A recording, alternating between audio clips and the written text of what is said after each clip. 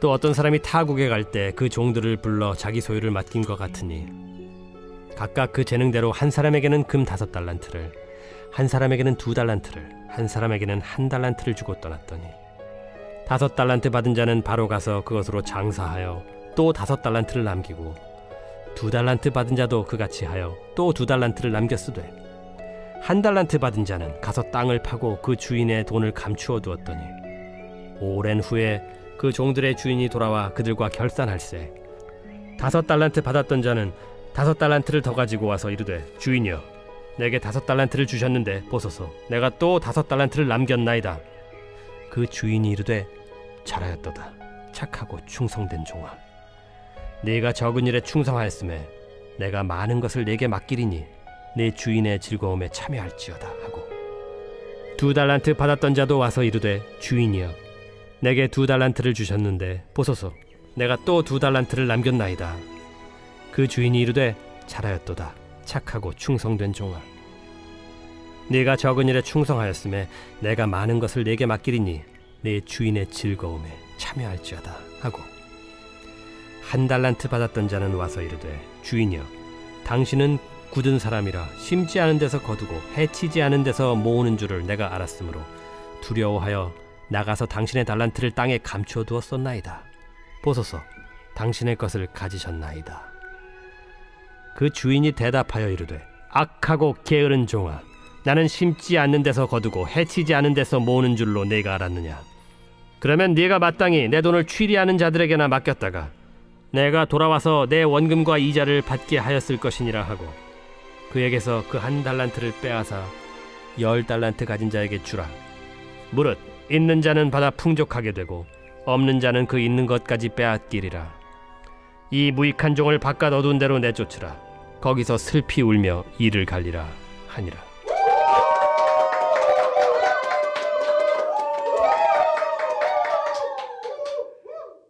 네, 여러분 안녕하세요. 코스탄 여러분 반갑습니다. 이용주 선교사입니다. 오늘 또 이렇게 특별한 시기에 여러분들과 영상으로라도 만날 수 있게 돼서 감사합니다. 오늘 말씀은 달란트 비유, 여러분들이 잘 아시는 내용이에요. 그런데 이것을 좀 새롭게 좀 여러분들과 나눠볼 수 있으면 좋겠습니다. 여러분, 끝을 알고 산다는 것은 너무너무 중요한 일입니다. 그 끝을 알 때 우리의 삶이 단순해지고 선명해집니다. 위기가 닥쳤을 때 그 위기를 어려움이 아닌 도전으로 볼 수 있는 시각이 거기에서 나옵니다. 끝을 알면 배짱이 생겨요. 그래서 코로나 결국 우리의 인생 끝에 무엇이 기다리고 있는지를 알면요, 이것이 우리에게 위협이 아니라 이거는 지나가는 과정이고 동반자라는 것을 여러분들이 자연스럽게 인식할 수 있게 됩니다. 제가 이번에 한국에 왔을 때 병원에 이제 진료를 여러 가지로 받았어요. 근데 이제 나이가 들어가면서 이렇게 검사 수가 늘어나요. 이것도 해보셔야 돼요, 저것도 해보셔야 돼요. 근데 이제 그러다가 이제 안병동 같은 데서 이렇게 검사를 받게 되면 거기에 지나가는 많은 사람들이 또는 앉아서 이야기하는 사람들이 수심이 가득 차고 막 두려워하고 막 어쩔 줄 몰라 하는 그런 경우를 보게 됩니다. 그런데 결국 그게 무서운 이유는 끝이 무서운 거예요. 그렇죠? 그런데 우리 끝에 무엇이 기다리고 있는지를 알면 그러면 쉽게 갈 수 있습니다. 여러분, 저는 항상 보면 제가 드린 노력보다는 성적이 잘 나오는 쪽이었어요. 여러분들한테 좀 미안한 얘기일 수는 있는데요. 근데 그렇게 됐던 이유가 저에게 한 가지 지혜가 있었던 것 같은데요. 저는 항상 수업 시작할 때 수업의 끝을 봤습니다. 끝에 무엇으로 평가되는가. 그래서 그 평가 항목들을 잘 염두에 두고 그때그때 수업 시간에 임했기 때문에 제가 2번, 3번 시간을 들이지 않고도 좋은 성적을 거둘 수 있었던 것 같아요. 자, 그리고 또 중요한 게 있습니다. 마지막 수업이 너무너무 중요합니다. 그때 선생님이 굉장히 많은 힌트를 다 뿌려두십니다. 힌트를 안 주고 문제를 내는 경우는 없어요. 네, 어딘가 다 힌트가 숨어 있어요. 자, 여러분, 우리의 인생의 끝에 테스트, 결산이 있습니다. 사도 바울이 고린도후서 5장 10절에 이런 이야기를 합니다. 이는 우리가 다 반드시 그리스도의 심판대 앞에 나타나게 되어. 여러분, 여기서 우리가는요, 일반 보편 인류를 가르치는 말이 아닙니다. 이 말은 성도들을 대상으로 합니다. 마지막 때 결산이란 것이 있습니다. 그래서 선악간에 우리가 행한 것들이 다 그리스도의 심판대 앞에서 드러날 거라고 합니다. 자, 테스트가 제가 그 성경을 읽다 보면 2 종류의 심판이 있음을 알게 됩니다. 첫 번째 심판은요, 구원받는 자와 구원받지 않는 자를 구분하는 그런 심판입니다. 주로 양과 염소를 가르는 비유로 예수님이 설명하셨죠. 그런가 하면요, 오늘의 이 달란트 비유는 이미 구원의 문턱에 들어선 성도들을 대상으로 한 심판입니다. 이거는 공력 심판이라고 할 수 있습니다. 우리가 살아온 삶이 하나님께 보여지는 것이고 그것에 따른 상급이 있다라는 겁니다. 네, 제가 젊었을 때는요, 그러니까 여러분 나이 때는 상급이란 개념 없이 살았는데 이제 나이가 점점 들기 시작하면서 이 부분에 대한 관심이 점점 더 생기는 걸 보게 됩니다. 왜? 주변에서 세상을 떠나시는 분들이 많고 그분들을 배웅해야 되는 시간들이 점점 더 많아지기 때문에 그렇습니다. 제가 이번에 한국에 들어오게 된 중요한 계기가요, 원래 오미크론 변이 때문에 격리 제도가 생기면서 이게 가는 게 맞나? 결정을 못 내리고 분별하는 기도를 하고 있었을 때였는데 저희 아버지께서 이제 위암 판정을 받게 되셨어요. 근데 이제 연로하셔서 이제 수술도 못 하시고 항암도 못 하는 걸로 그렇게 정리가 됐는데 저희 아버지가 막 이렇게 신앙의 연륜이 막 이렇게 기신 분도 아니고 어머니의 회유와 협박과 여러 가지 각종 위협이라고 그럴까요? 그런 걸 통해서 마지못해서 교회의 문턱을 넘으셨던 분이에요. 그러다 보니까 나는 마누라 치마꼬리 잡고 천국 가야지 뭐 그렇게 말씀하시는 분이고 당신 스스로는 늘 자신 없어 하셨어요. 그러다 보니까 교회 안에 있었지만 세상적인 관점으로 더 많이 사셨던 것 같고 그러니까 말씀이 잘 안 들어가서 예배 시간에는 늘 이렇게 조시는 그런 분이셨다 보니까 이 죽음이 임박했다라는 그 사실이 아버지를 굉장히 두렵게 할 수 있다고 느꼈고 내가 아버지와 한동안 시간을 못 보냈는데 이번에 아버지와 좀 시간을 보내야겠다 이런 생각을 하게 됐어요. 그래서 이번에 와서 격리 기간에 이제 아버지와 함께 머물면서 계속 예배를 드리고 아버지와 대화를 하는 시간을 가졌습니다. 제가 그러면서 깨달은 것이 있어요. 제가 밖에 있을 때는 격리 그거 불편한 거야 라고 생각을 했는데 피하고 싶어 그랬는데 막상 격리의 환경 속에 들어와서 보니까 하나님께서 특별히 나를 위해서 구별하신 시간이었구나 깨닫게 됐어요. 안 그랬으면 제가요 그 기간에도 막 집회가 요청이 들어오면 이렇게 집회 장소 찾아다니고 그렇게 지냈을 것 같더라고요. 뭐 20일이 더 있다고 해도 그렇게 보냈을 것 같아요.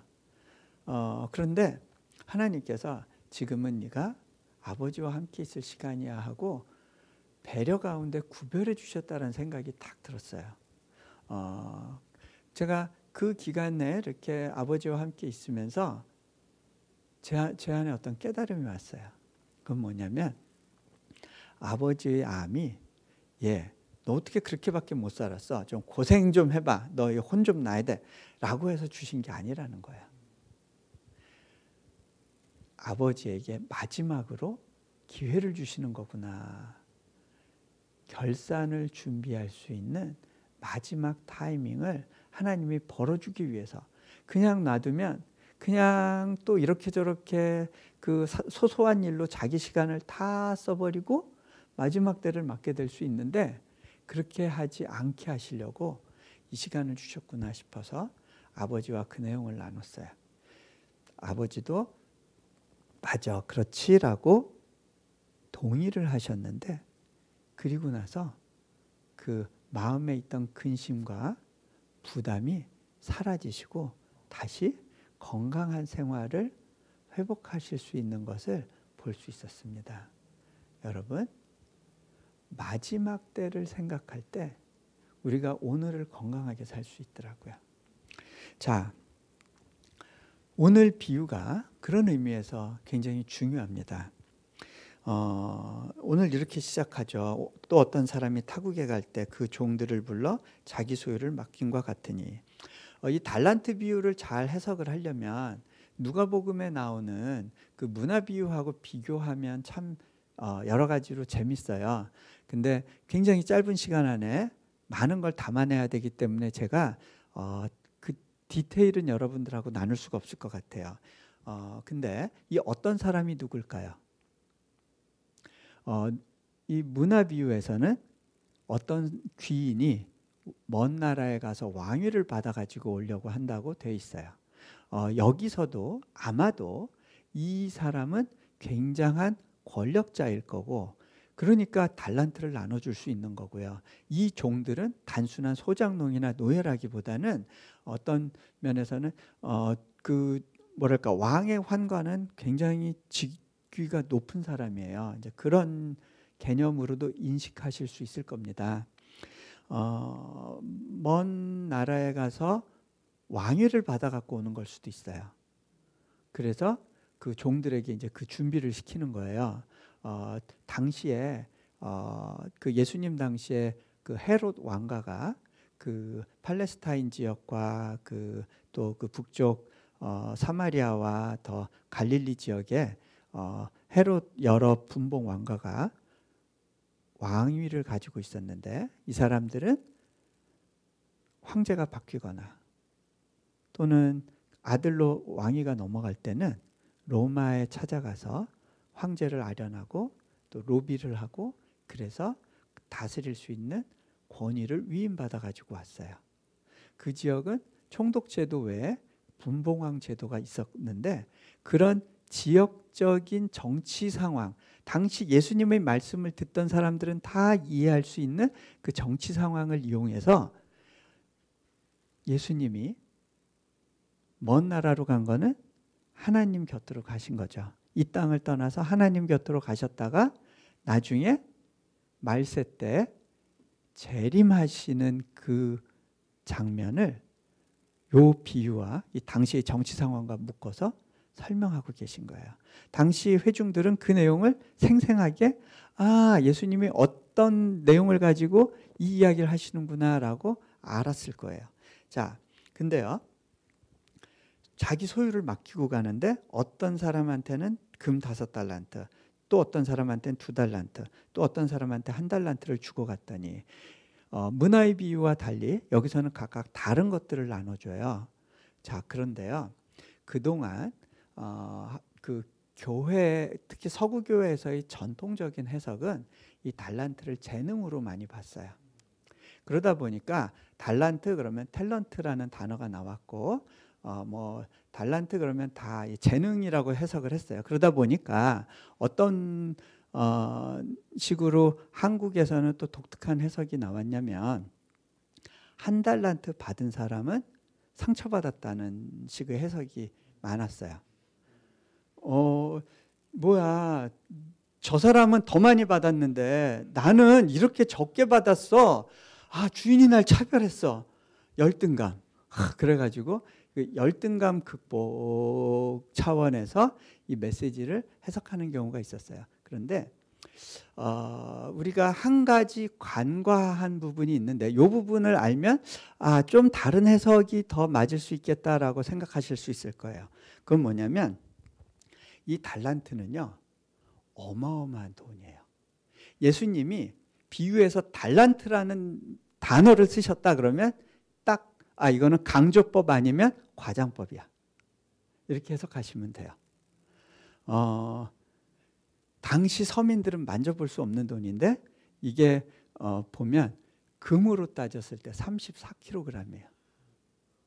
그거를 지금의 금 시세로만 환산해도 한 17억 원. 근데 그때는 화폐 경제가 발달하지 않았고 돈이 귀했던 시기이기 때문에 17억 원이 아니라 아마 17조 원 같은 느낌으로 사람들한테 왔을 거예요. 한 달란트도 이 사람들한테는 감당할 수 없을 정도로 큰 돈인 거예요. 그 당시 어느 누구도 한 달란트 받은 사람 그 자존심 상했겠다 이렇게 생각하는 사람은 없을 겁니다. 자, 그러면 각각 다른 걸 맡겨줬는데 이거는요, 그걸 맡은 사람은요, 더 받았으면 좋았을 텐데가 아니라 이 큰 돈을 가지고 도대체 어떻게 하지? 부담으로 느꼈을 거예요. 그렇죠? 자, 그러면 여기 이 세 명의 이야기가 나오는데 이 중에 이 한 달란트 받은 사람이 왜 그렇게 그 돈을 묻어뒀는지에 대해서 좀 다른 해석이 필요할 것 같아요. 근데 이 세 명 중에 누가 주인공이에요? 한 달란트 묻어둔 사람. 왜? 출연 시간이 제일 길어요. 영화에서는 출연 시간이 제일 긴 사람이 주인공이에요. 네, 주연이에요, 주연. 예수님이 이 비유를 이야기하신 이유도 이 한 달란트 묻어둔 사람을 배려해서 그들을 격려하기 위해서 이 말씀을 전하신다고 보시면 돼요. 당시로 말하면 그 유대의 율법학자들이나 바리새인들이 실은 어떤 면에서는 이 한 달란트를 묻어둔 사람이었어요. 근데 왜 이 사람들이 그 달란트를 묻어두었느냐? 그것은 뭐냐면 부담지기 싫었던 거예요. 근데 부담지기 싫었던 배후에 뭐가 있었냐면 주인이 어떤 사람인지에 대한 오해가 있었어요. 바리새인들이 그랬고 오늘날의 많은 크리스찬들이 그런데 주인에 대한 오해, 그 다음에 주인이 그 부담을 준 이유에 대한 오해. 자, 그게 어디에서 드러나느냐면 여기에 이렇게 나와 있어요. 주인이여, 당신은 굳은 사람이라. 당신은 마음이 탁탁한 사람입니다. 나한테 뭔가를 도와주지는 않으면서 자꾸 요구하는 것이 많습니다. 바리새인들이 그렇게 생각했어요. 하나님한테 잘 보이려고만 했어요. 그래서 잘 보일 수 있는 최소한만 했어요. 그렇죠? 예. 근데 당신은 굳은 사람이라 심지 않은 데서 거두고 해치지 않은 데서 모으는 줄을 내가 알았으므로 나를 여러 가지로 밀어주고, 아니 지금 이 유대 땅이 기본적으로 농사 짓는 걸로나 돈을 벌지 상업이 발달한 것도 아니고 나는 장사를 해본 적도 없는데 나한테 이렇게 큰 돈을 맡기면 나보고 어떡하라는 겁니까? 당신은 나에게 상황을 만들어주고 밀어주진 않으면서 자꾸 뭘 해라 하시는 분 아닙니까? 요구하는 게 너무 많아요. 그게 이 사람의 반응이었던 거예요. 자, 제 이야기를 좀 할게요. 저는 나름대로 하나님께 열심히 순종했는데 하나님이 나를 안 밀어주신다고 느끼는 순간들이 있었어요. 그게 언제였냐면 저는 하나님이 이제 몽골에 가서 사역하라고 그러실 때 기꺼이 가서 사역을 했어요. 그러다가 하나님께서 이제 몽골 땅을 떠나라고 하신 시기가 있었어요. 몽골이 저에겐 너무 익숙한 곳이었는데 떠나라고 그러니까 당혹스러웠어요. 하지만 이것이 주님이 내게 말씀하시는 게 분명하다 했을 때 떠났어요. 그러고서는 이제 하나님께서 인도네시아 땅을 보여주셨고 거기에 대학 세우는 일로 부르셨다는 것을 이제 확인하게 됐습니다. 그러고서 인도네시아에 들어갈 때는 나름대로 기대 만빵이었어요. 야, 나는 이제 순종했으니까 하나님이 나를 팍팍 밀어주실 거야. 이제 내가 막 다니면서 불을 던지는 일을 해야지. 이렇게 많이 기대했어요. 그런데 인도네시아에 가서 제가 확인한 것은 이 땅에서는 학교를 세우는 것 같은 대규모 사역이 그것도 외국인에게는 근본적으로 불가능하다는 것이 깨달아졌어요. 제가 어느 누구하고 그 제 비전을 나눴을 때 그 누구 하나 당신 그거 너무 좋은 사역이에요. 잘 될 거예요. 라고 이야기해 주는 분들이 없었어요. 그게 될까요? 아직 인도네시아 현실을 모르시네요. 근데 제가 그 답이 왜 그런지를 이해하는데 한 1년 정도 걸렸던 것 같아요. 인도네시아에서 하나님이 계속 안 밀어주신다고 느꼈어요. 뭔가 제대로 나가고 싶은데 애가 생기고 넷째 발목을 확 잡혔죠. 그리고 나서 또 나가려고 그러는데 수술을 하게 됐는데 이 췌장 수술에 문제가 생겨서 제가 평생 병원 신세를 져야 되는 상황까지 갔는데 극적으로 회복을 시켜주셨어요. 그래서 이제 됐나 싶었는데 그 다음에 비자 문제가 터졌고 제 비자가 연장이 안 됐어요. 그래서 이제 저희 가족이 한국으로 급하게 들어가야 됐어요. 인도네시아에서는요, 뭔가 이렇게 새로운 걸 시작하는 게 어려운 게 예를 들면 이렇습니다. 학교를 세우려고 하면 학교 건물이 필요해요. 그런데 학교 건물을 세우려면 학교 허가가 필요해요. 그러니까 그 다음에 비자를 받아서 팀이 와야 사역을 할 수 있어요. 그러면서 학교를 세울 수 있어요. 근데 학교가 세워져야 비자가 나와요. 그 다음에 그런 학교라든가 이런 허가가 나와야 후원도 요청할 수가 있는데 그런 허가가 나오려면 이미 후원이 준비되어 있어야 되는 거예요. A가 있어야 B가 있고 B가 있어야 A가 있는데 둘 다 없는 상황에서는 그 벽이 너무 높았어요. 거기다 저는 재정도 없었어요. 팀도 충분하지 않았어요. 여기서는 도저히 아무것도 안 되겠구나. 그런 마음이 제게 이제 오기 시작하던 순간에 이제 비자 문제가 터졌고 애들을 데리고 갑작스럽게 이제 한국으로 들어와야 됐어요. 아이들이 입이 이렇게 나왔죠. 우리 이제 곧 시험 보는데 아빠 지금 뭐 하는 거예요? 야, 어쩔 수 없다. 아빠 언제 다시 들어와요? 학교 가야 되는데. 몰라, 아빠 장담 못해. 일단 언제 들어갈지 몰라. 가자. 그러고 그 징징거리는 애들을 데리고 한국으로 왔어요. 저희 부모님 댁으로 들어왔는데 아버님이 좀 신앙의 연륜도 짧고 믿음 생활을 이렇게 깊이 못 하시다 보니까 그렇게 아들이 갑자기 들어오니까 걱정이 많으셨어요. 그래서 이런저런 질문을 하시는 거예요. 근데 제가 대답하기 어려운 질문들. 왜냐하면 미래에 대한 질문을 하는데 너 그렇게 계획이 있냐? 그게 되겠니? 그러실 때 제가 믿음으로 갑니다 외엔 답할 수 있는 게 없으니까 아버지한테 좀 잘랐어요. 아버지, 자꾸 그런 거 묻지 좀 말아주세요. 제가 알아서 할 테니까 좀 여기서 끊고 내버려둬 주세요 하고 좀 매몰차게 얘기를 했어요. 그랬더니 저희 아버지가 굉장히 서운하셨나 봐요. 며칠 있다 저한테 그러시더라고요. 예, 너는 뭐 남들한테 뭐 내려놨네 그러는데 내가 볼 땐 너 뭐 내려놨는지 모르겠다.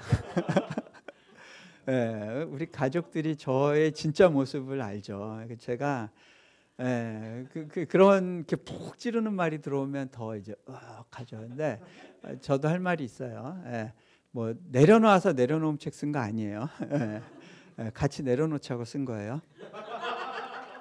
예, 나만 독박 쓰기 싫어서. 예, 자, 근데 예, 제게서 내려놓음의 흔적을 찾지 마세요. 예. 그런데 그런 상황 가운데 좀 낙담 중에 어느 교회에서 이제 말씀을 전하게 됐는데 그 교회에서 준비하면서 기도하는 중에 하나님이 제 마음을 탁 치고 지나가신다고 느꼈어요. 예, 너 첫 마음을 잊어버리지 않았니? 제가 생각해 보니까 몽골에서는요, 성공을 바라고 일하지 않았어요. 하루하루 그냥 하나님과의 동행을 기뻐하면서 갈 수 있었어요. 그런데 어느새 인도네시아에 갈 때는 많은 사람들이 나를 지켜보고 있는데 또 이 많은 사람들이 또 이 사역의 성공을 놓고 또 관심 갖고 있는데 그런 생각을 하니까 뭔가 성취해야 된다는 부담감을 갖고 있었던 저를 보게 됐어요. 아, 이거구나. 그래서 제가 그 부분이 이렇게 탁 드러나는 순간이었는데, 근데 저도 하나님께 좀 따지고 싶은 게 있었어요. 하나님, 제 손에 수많은 젊은이들의 교육의 기회와 미래를 맡겨주시겠다면서요. 그런데 저 보세요. 저는 정작 우리 애들 교육 문제도 해결 못 해주는 사람 아닙니까? 제가 이 상황에서 뭘 할 수 있겠습니까? 적어도 비전은 해결해 주셔야 일할 수 있는 거 아니에요? 여러분, 오늘 읽은 말씀에 뭐하고 딱 연결이 안 되세요? 당신은 굳은 사람입니다. 도와주지는 않으면서 자꾸 뭐 만들어내라고 하시는 거 아닙니까? 제가 그 질문을 했을 때 하나님께서 예, 네가 자녀 교육이라도 제대로 할 수 있는 능력이 있니? 아니요. 제가 할 수 없어요. 제가 바꿀 수 있는 사람은 없습니다. 그래, 그건 네 영역이 아니야. 원래부터 내 영역이었어. 여러분, 주인이 한 달란트를 맡겼을 때 꼭 너 2달란트 만들어야 돼? 그러고 맡긴 게 아니에요. 만들 수도 있고 못 만들 수도 있어요. 중요한 건 이 사람은 그 받은 것을 가지고 시도조차 하지 않았다는 거예요. 시도하지 않은 이유는 뭐예요? 상황이 그렇게 안 돼. 환경이 허락이 안 돼. 그리고 제일 안전한 방법은 묻어두는 거야. 그 당시에는요, 상업이 발달하지 않았고 고리대금업도 율법으로 금하고 있었기 때문에 돈을 불리는 방법이 굉장히 제한적이었어요. 그걸 가지고 장사한다? 장사하려면 그 갖고 있는 걸 다 팔아야 되는데, 그 금을 다 팔아야 되는데 모험이거든요. 근데 이 사람은 모험하기 싫었어요. 그러니까 가장 안전한 방법, 땅에 묻어두는 법을 택한 거예요. 그 당시에는 그게 은행에 넣어두는 방법 같은 거였어요. 그러니까 밭에 감추인 보화 이야기가 나오는 배경이 그런 거예요. 제가 그때 하나님께 이렇게 결단을 했어요. 하나님, 제가 들어가면 아이들의 교육을 다른 데 맡기지 않고 학교를 시작하겠습니다. 그런데요, 그 학교, 선교사 자녀 6명이서 시작했는데 정부가 새로운 법안을 만들어서 이슬람 학교, 허가된 이슬람 학교와 같은 수준의 기독교 학교도 법적으로 허가하는 법안이 만들어졌는데, 그 내용이 다 채워지기 전에 법이 만들어지다 보니까 우리가 어플라이 하니까 영어로 하는 학교인데 그냥 승인을 해줬어요. 그래서 정부 학교로 등록이 됐어요. 우리 시스템을 가지고. 굉장히 특별한 경우죠. 그리고 마음껏 기독교 학교로서 예배도 드리고 모든 걸 할 수 있는 거예요. 오히려 나라에서 요구하는 성경 과목 수가 너무 많아서 무슬림 이슬람 학교하고 기준을 맞춰야 되니까 너무 많아서 좀 선교사인 저희가 좀 제발 성경 좀 적게 가르치게 도와주세요. 그런 상황이 된 거예요. 제가 인도네시아로 다시 돌아갈 때 이런 기도를 했어요. 하나님, 저는 더 이상 성공을 바라보고 사역하지 않겠습니다. 그냥 하나님이 있으라 한 자리에서 버티겠습니다. 그것이 제가 받은 달란트를 가지고 장사하는 거였더라고요. 여러분, 이 주인이 왜 달란트를 맡겼는지 아세요? 이 사람은 자기가 돈 벌고 싶은 생각이 있었던 게 아니에요. 뭘 보면 아냐면요, 이 한 달란트마저 5달란트 가진 사람한테 주라고 그래요. 처음부터 자신의 돈을 불릴 생각을 한 게 아니고요. 관심은 어디에 있었느냐면 어떻게 하면 이 종들을 훈련할 것인가. 왜? 자기가 왕위를 받아갖고 오면 공동 통치해야 되는 거야. 통치자로서 나 혼자 이 땅을 다스리는 게 아니라 나와 함께 다스릴 자를 준비시키길 원했던 거야. 그래서 네가 적은 것에 충성했다고 그래요. 5달란트 너무 큰 돈이잖아요. 거기 듣던 사람들은 큰 돈인데, 근데 네가 작은 것에 충성하였으므로 큰 것으로 맡기겠다고 했어요. 여러분, 우리 삶의 목표는 이 땅에서 있는 동안 더 많은 책임을 기꺼이 지는 것, 그리고 주인의 기쁨을 함께 나누는 것, 그것이 돼야 돼요. 자, 제 얘기 하나만 더 하고 말씀을 마무리할게요. 제가 인도네시아에 가서 이제 가장 큰 도전 중에 하나가 이제 건축을 하면서 재정적으로 받은 압박이었어요. 첫 번째 건물을 지을 때 예산이 50억 원이었어요. 건축회사하고 계약을 하는데 좀 떨리더라고요. 자신이 없었어요. 그걸 1년 동안 만들어낼 자신이 없는 거예요. 누가 도와주겠다고 약속받은 데도 없는데 어떻게 그걸 갈까? 근데 계속 하나님은 가라시는 거예요. 기도하면 no turning back, 가래요. 사인했어요. 사인하고 전 되게 우울했어요. 이게 용기와 만용 사이가 이게 헷갈리고 이제 구분이 안 되는 거예요. 믿음의 경계에서 줄타기 하고 있구나 느꼈어요. 우리 사역자들은 편한 게 이제 그런 청구서가 있으면 다 제 책상에 갖다 놔요. 근데 저는 이 청구서를 가지고 어떻게 해야 될지 모르겠어요. 주인은 하나님이라고 분명히, 이 사역의 주인은 하나님입니다. 그런데 가만 보면 나만 독박 쓰는 것 같아. 아니, 이 보스는 하나님인데 하나님 이 문제 해결해 주셔야 될 거 아니에요. 근데 이 쌓여있는 청구서를 보면서 암만 이렇게 올려드려도 다시 떨어져요. 하나님 좀 받으세요. 안 받아요. 하나님 이게 뭐예요? 아니, 감옥을 가도 내가 가지 하나님 가는 거 아니잖아요.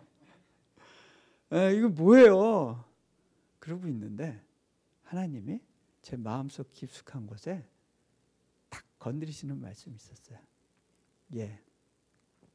너 가능하다면 그 상황 가운데서라도 좀 웃으면서 가줄 수 없겠니?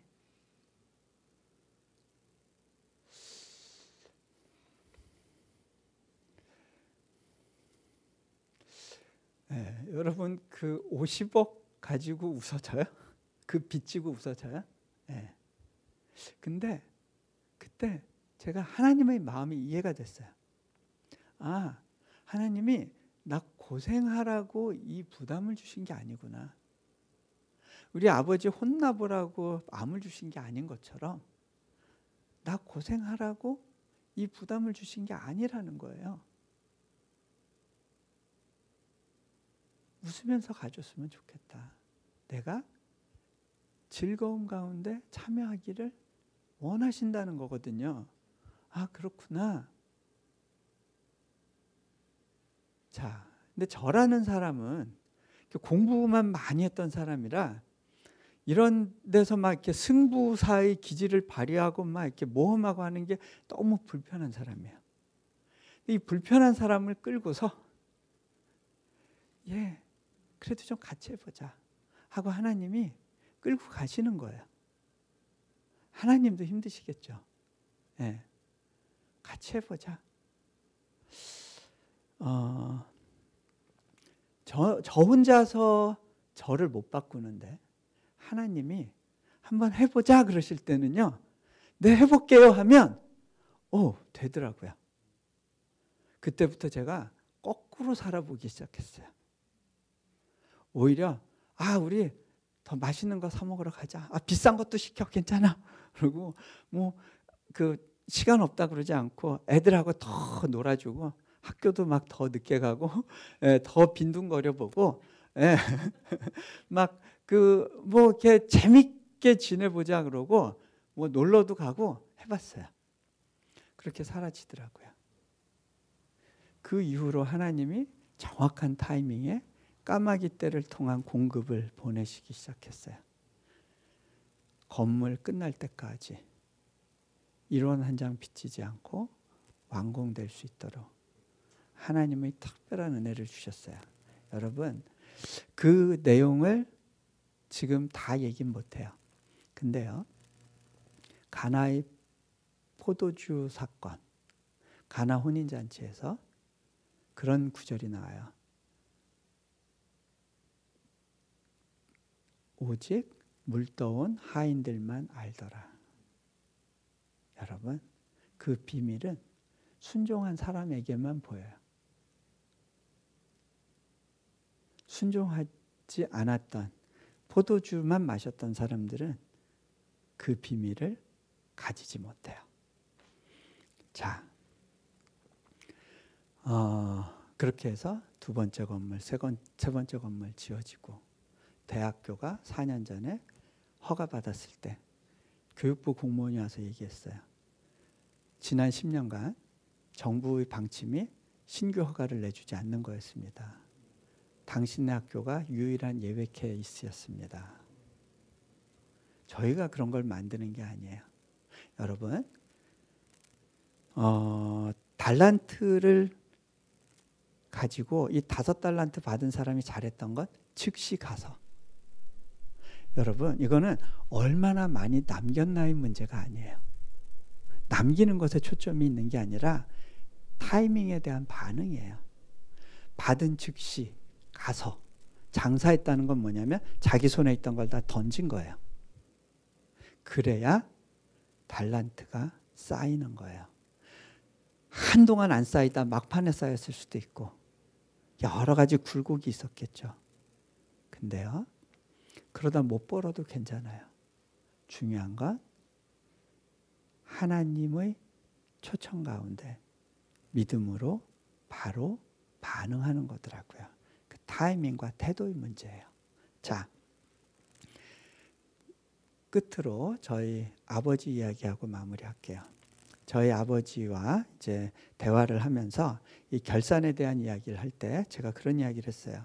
아버지, 입술로 시인하고 고백하는 거 너무너무 중요해요. 그런데 그게 구원의 시작이지 완성은 아니에요. 정말 아버지를 구원으로 인도하는 믿음은 아버지를 변화시킬 수 있어요. 아버지가 그 믿습니다 하는 고백을 넘어서서 예수님과의 계속적인 동행을 통해서 구원이 완성되어져 가는 거예요. 그렇게 설명을 했을 때 난 잘 모르겠다.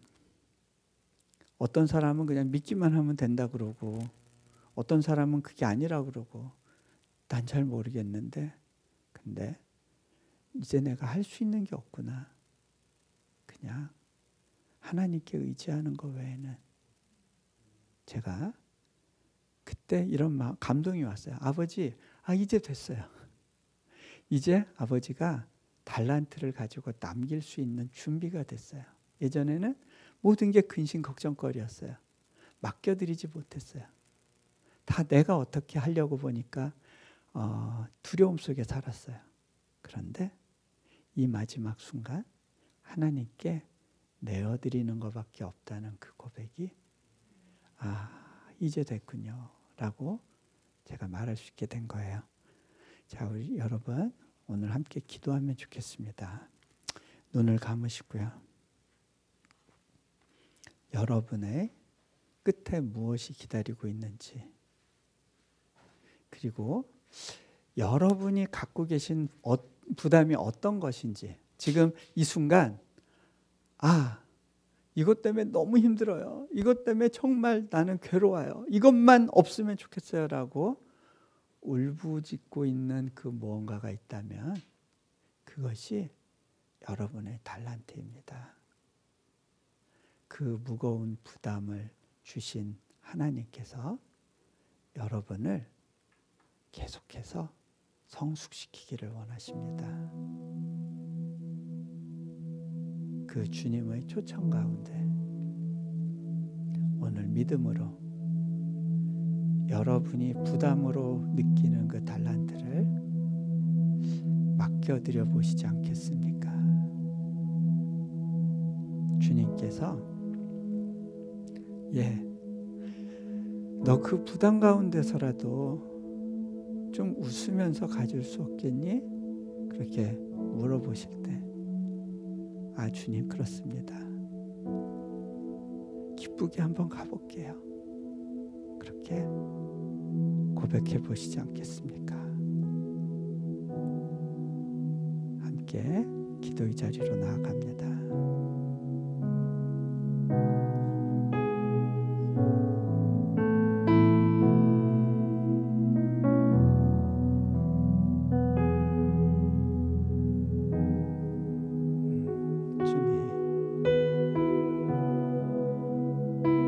우리가 어떤 눈으로 보면 이 세상이 너무 두렵고 우리가 처한 환경이 너무 암담하고 앞이 보이지 않아서 갑갑하고, 그런데 우리가 결산을 믿는, 결산의 때 주님이 나를 위로하실 것을 믿는 그 믿음의 눈으로 이 땅을 바라보면 이 모든 환경이 하나님의 특별한 선물이고 우리에게 도전이고 기회임을 알 수 있습니다. 여러분이 아무리 노력해도 여러분의 안전을 스스로 책임질 수 없습니다. 이 세상에서 여러분의 안전을 보장할 수 있는 건 그 어떤 것도 없습니다. 그런데 여러분의 마지막이, 그 끝이 주님의 손에 달려 있다는 것이 믿어질 때 여러분은 새로운 능력을 덧입게 됩니다. 세상 너머의 것을 생각하며 준비되어 있지 않지만 즉시 가서 내가 받은 그 달란트를 다 맡겨드리고 거기서 주님께서 새롭게 쌓아주시는 달란트를 경험하는 그런 특별한 은혜의 순간을 누리게 될 것입니다. 주님, 이 시간 이 가운데 기도하는 많은 청년들 가운데 또 청소년들 가운데 하나님이 갖고 계신 그 마음이 임하게 하시고